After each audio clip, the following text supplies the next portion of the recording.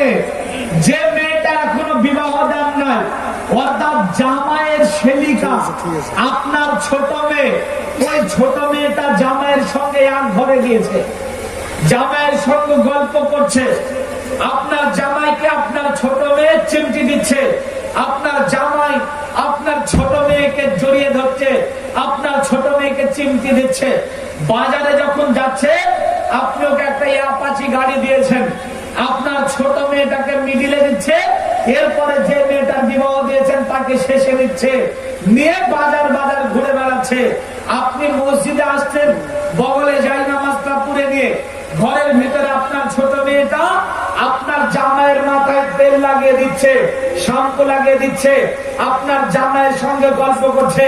আপনি মনে করছেন না এগুলা অপরাধ না, ওরা তো ভাই বোন, জি এগুলা অপরাধ, এগুলা নির্লজ্জতা, এগুলা বেহায়াপনা। এরই নাম বেহায়াপনা, এরই নাম নির্লজ্জতা, এরই নাম বেহায়াপনা। যার বাড়িতে এমনটা হবে, বাড়ির গার্জেন দাউস, যদিও সে আলেম হয়, হাজি হয়, মাওলানা হয়, ও দাউসের জন্য আল্লাহর জান্নাত হারাম, ও আল্লাহর জান্নাতে হয় না, ওর জন্য আল্লাহর জান্নাত হারাম। দোলা ভাইয়ের শেলিকা এক ঘরে থাকতে পারে না, দোলা ভাইয়ের শেলিকা এক জায়গায় হতে পারে না, দোলা ভাইয়ের শেলিকা এক জায়গাতে হলেই জেনা হবে, হলেই জেনা হবে।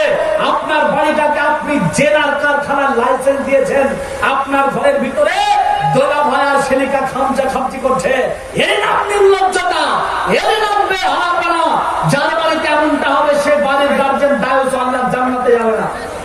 ওর কপাল ঝুঁকে, কপালে একটা কালো স্টাম্প পড়ে গেছে, মনে করছে আমি নামাজ পড়ে জান্নাতে যাবো, যে অসম্ভব, হতে পারে না, ও জান্নাতে যাবে না। আল্লাহ রাসূল বলেছেন দায়ুসের জন্য আল্লাহর জান্নাত হারাম।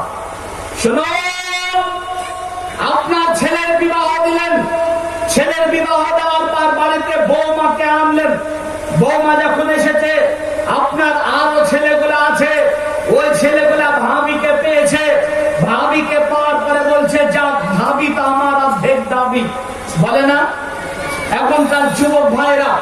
ভাবিকে পেয়ে অনেক খুশি হয়ে গেছে, ভাবির সঙ্গে রসের গল্প ঘরের ভিতরে করে, ভাবির সঙ্গে একই ঘরে থাকে, ভাবির সঙ্গে রসের গল্প করে। আপনি মনে করেন ওরা তো ভাই বোন, অসম্ভব, হতে পারে না। ওয়াজাগর সাপকে মানুষ যেমন ভয় করবে, একটা টাইগারকে, বাঘকে যেমন ভয় করবে, দেওর ভাবিকে ঠিক সেই রকম ভয় করবে, ভাবি দেওরকে ঠিক সেই রকম ভয় করবে। ভাবি আর দেওর একসঙ্গে থাকলেই জেনা হবে, অসম্ভব জেনা হবে হবে। আপনার বাড়িতে এমনটা হচ্ছে মানে আপনি বেহায়াপনা, নির্লজ্জতার সুযোগ দিয়েছেন, আপনি বেহায়াপনা, নির্লজ্জতার সুযোগ দিয়েছেন। আপনার নাম দাউসের খাতায় উঠে গেছে, আপনি দাউস, আল্লাহর জান্নাতে আপনি যেতে পারবেন না। আমি মুর্শিদাবাদ থেকে আপনার কাছে এসেছি ইসলাম কি জিনিস সেটা বোঝাতে। লক্ষ্য করেন ইসলাম কি জিনিস। আপনার ছেলের বিবাহ দিলেন, আরো দুটা ছেলে আছে, যেই ছেলের বিবাহ দিলেন ওই ছেলেকে যেই দিন বিবাহ দিয়েছেন তারপরের দিন ভিন্ন করতে হবে। ওই একসঙ্গে থাকতে পারে না, থাকলেই দেওয়া ভাবি এক জায়গাতে হবে, আর হলেই জেনা হবে। জেনা হলো মানে আপনি জেনার কারখানার লাইসেন্সধারী অপরাধী। সম্মানিত দিনী ভাই, আমি দেখাচ্ছি চলন্ত সমাজে জ্বলন্ত কিছু নির্লজ্জতা, বেহায়াপনা, যেগুলো আপনি করলেই জাহান্নাম যাবেন। আপনার বাড়িতে দেওর আর ভাবি একসঙ্গে থাকতে পারে না, দুলা ভাই আর শেলিকা একসঙ্গে থাকতে পারে না। আজকে থেকে মুঠকে একদম মজবুত করে নেন। গার্জেন হয়েছেন মানে এই মুঠকে একদম মজবুত করে নেন।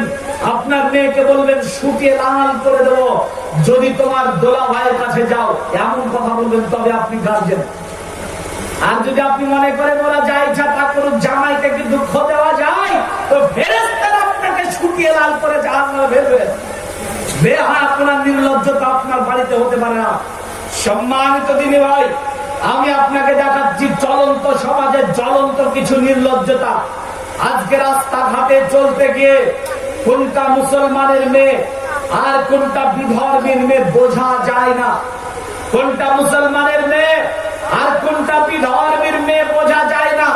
ওই দূর থেকে একজন আসছে, অনেকজন এখানে বসে আছে, অনেকজন বসে বসে তাকাচ্ছে, কে আসছে ওটা, ছেলে না মেয়ে? তো বলছে মনে হয় ছেলেই হবে। তো আর একটুখানা যখন আসলো তখন বলছে আরে ছেলেও মনে হচ্ছে মেয়েও মনে হচ্ছে, ও হিজড়া নাকি? তো আসছে আর একটু যখন চলে আসলো তখন বলছে না না, ওটা তো মেয়ে মানুষ রে, জিন্স প্যান্ট পরেছে। কি বলছে? ওটা মেয়ে মানুষ, টাইট গেঞ্জি গায়ে দিয়েছে। এরপরে যখন একেবারে কাছে চলে এসেছে তখন বলছে ও ডিলারের মেয়ে। কার মেয়ে? ডিলারের মেয়ে। কার মেয়ে? মাস্টারের মেয়ে। কার মেয়ে? ডাক্তারের মেয়ে। কার মেয়ে? জমিদারের মেয়ে। আরে ও জমিদার বাবু, আরে ও মাস্টার ডাক্তার ডিলার সাহেব, বাপের জমিদারি আছি বলে মেয়েকে জিন্স প্যান্ট পরাবা? বাপের জমিদারি দুনিয়াতে থাকবে, ফেরেশতারা জাহান্নামের মধ্যে ফেলবে। টাইট গেঞ্জি গায়ে দেয়, এর নাম নির্লজ্জতা। জিন্স প্যান্ট পরে এর নাম বেহায়াপনা। যার মেয়ে জিন্স প্যান্ট পরেছে লক্ষবার হজ করে জান্নাত যেতে পারবে না। যার মেয়ে টাইট গেঞ্জি গায়ে দিয়েছে লক্ষবার হজ করে জান্নাত যেতে পারবে না। এটা নির্লজ্জতা, এটা বেহায়াপনা।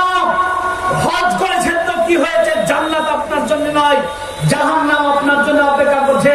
আরে আপনার মেয়ে জিন্স প্যান্ট পরবে মানে আপনি কি কাপুরুষ নাকি? আপনি কি নির্লজ্জ বেহায়া নাকি? আপনার মেয়ে রাম জান মুরুদের করে জাতিকে দেখতে বেড়াই, বেহায়াপনার নির্লজ্জতার সুযোগ আপনার বাড়িতে করে দিয়েছেন। আজকে থেকে ডিলিট করতে হবে। পারবেন না ইনশাল্লাহ? পারবেন না ইনশাল্লাহ? মা বোনদেরকে বলি, মা বোন মনে করে যে আমার মেয়ে জিন্স প্যান্ট পরেছে, জিন্স প্যান্ট তো পরলো পরার সময় তো যে কোনো মূল্যে পরে নিয়েছে, উপর দিকে টানতে হয়, টেনে পরে নিয়েছে। এখন উপর দিকে টেনে পড়েছে, খোলার সময় কি করবে? কলেজ থেকে ফিরছে, ওরে আমার সোনা মা, তুমি কলেজ থেকে আসলা, মা আসো, তোমার জন্য আমি ভাত রান্না করে রেখেছি, তোমার জন্য আমি দুধ রেখেছি, তোমার জন্য আমি মাংস রান্না করেছি, মা একটু খাও মা। মা এমন করে মেয়েকে আদর করছে, আর মেয়ে ঘরের ভিতর থেকে বলছে মা প্যান্টটা খুলতে পারে না, একটু টেনে দাও না। তখন মেয়ে সোফার উপরে বসা, আর মা প্যান্ট ধরে টানছে, মা প্যান্ট ধরে টেনে মেয়ের জিন্স প্যান্ট খুলে দিচ্ছে। এ মা নামে কলঙ্ক, এ মা নামে জাহেল, এ মা নামে কলঙ্ক, এ মা হতে পারে না, এর নাম মা নয়। এ তো ওর মেয়েকে জাহান্নামের দিকে নিক্ষেপ করে দিচ্ছে। বললি বলে আমার মেয়ে ফ্যাশনিং মেয়ে। কি বলে গো? একটু কথা বলেন, কি বলে? আমার মেয়ে ফ্যাশনিং মেয়ে। বলবেন ইঞ্জিনিয়ারিং সাহেব আপনাকে বলবে, আরে এখনকার বলবেরা কি আধুনিকতা বোঝে? কি বলবে? আধুনিকতা বোঝে? আমার মেয়ে জিন্স প্যান্ট পরবে, টাইট গেঞ্জি গায়ে দেবে, এটা তো আধুনিকতা। আরে ও ইঞ্জিনিয়ার বাবু, যদি তোমার মেয়ে অর্ধউলঙ্গ পোশাক পরে আধুনিকতা করতে পারে, তাহলে তো আমার বাড়ির কুকুরটা প্যান্ট পায়জামাই পরে না। ওটা বেশি আধুনিকতা, তোমার মেয়ের চাইতে অন্তত বেশি আধুনিকতা, কারণ তো অর্ধউলঙ্গ আর আমার কুকুরটা পুরো উলঙ্গ। যার জন্য এর নাম আধুনিকতা না, এর নাম জাহেলিয়াত।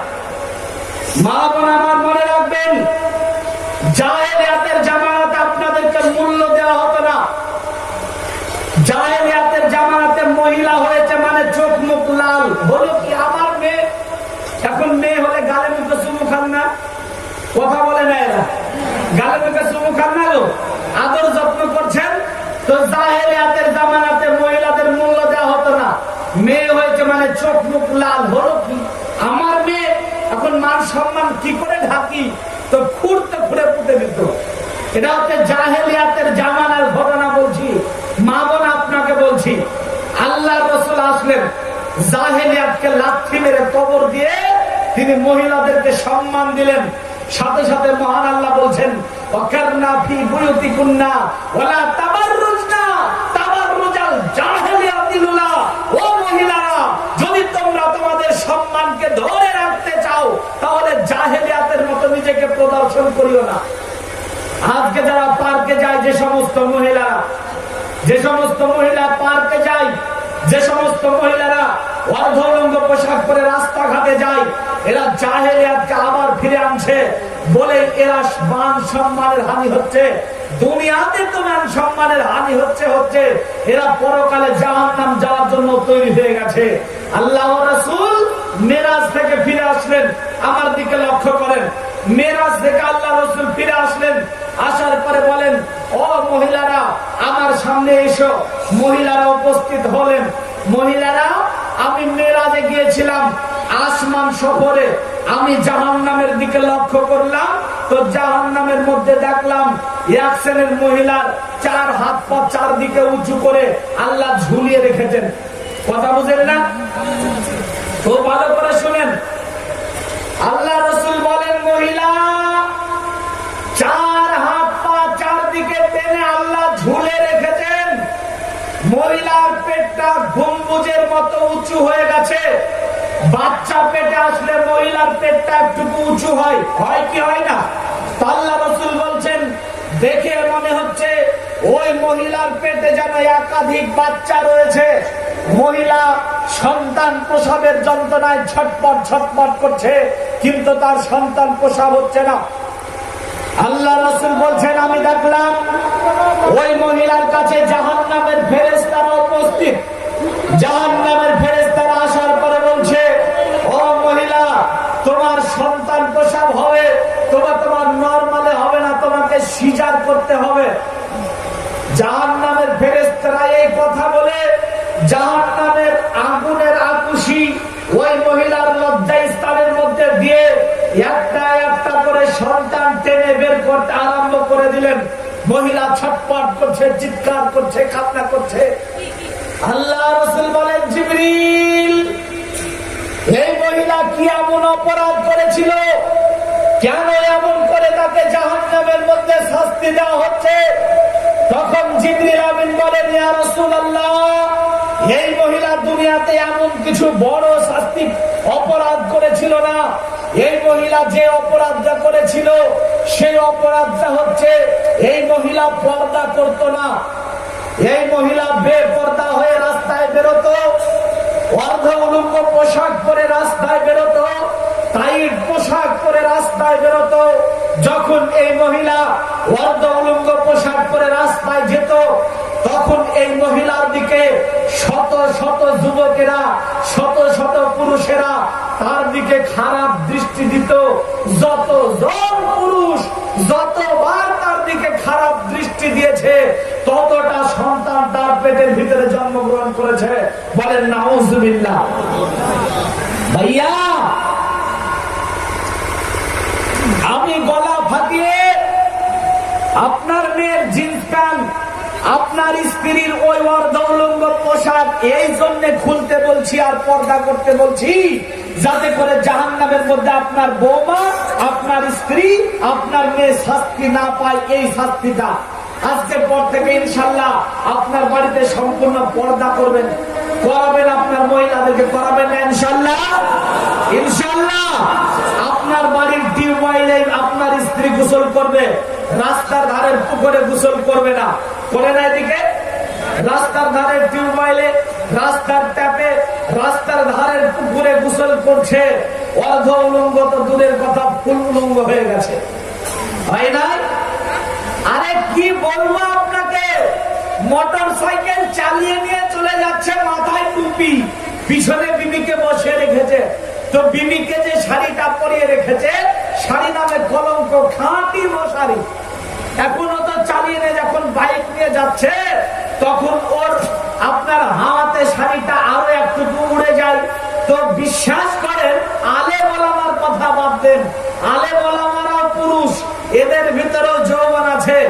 যতজন পুরুষ আপনার স্ত্রীকে দেখে, সবাই খারাপ নজর দেয়, কেউ ভালো নজর দেয় না। ভালো নজর দিবে গো? দিবে। সবাই একটাই কথা বলবে, ওই যে মজুরের মতো, কি মাল গেল রে, বলবে না? সবাই একই কথা বলবে। তো আপনি কি আপনার স্ত্রীকে এমন বেপর্দা করে রাস্তা রাস্তায় ঘুরে নিয়ে বেরিয়ে আপনার নামটাও দাইসের খাতায় এবং আপনার স্ত্রীকেও জাহান্নামের মধ্যে নিক্ষেপ করতে চান? চান গো? তাহলে আজকের পর থেকে পর্দা সহকারে চলবে ইনশাআল্লাহ। বাড়িতে কোনো প্রকারের নির্লজ্জতার সুযোগ হবে না। আপনার বাড়িতে একটা 18 ইঞ্চি সাইজের টিভি রয়েছে, আছে না? 18 ইঞ্চি সাইজের একটা টিভি রয়েছে। ওই টিভিতে আপনি আছেন, আপনার ছেলে আছে, আপনার বৌমা আছে, আপনার স্ত্রী আছে, নাতি পুতিন আছে, সবাই মিলে একসঙ্গে বসে সিনেমা জগতের নায়ক নায়িকাদের গান শুনছেন, সিনেমা দেখছেন, সিরিয়াল দেখছেন। তো সিনেমা সিরিয়াল সব পরিবার মিলে দেখছেন। সব পরিবার মিলে দেখতে দেখতে এক পর্যায়ে সিনেমার নায়ক নায়িকাটাকে জড়িয়ে ধরে চুমু খেয়ে নিল। এমন ঘটনা ঘটে না? ঘটে কি ঘটে না?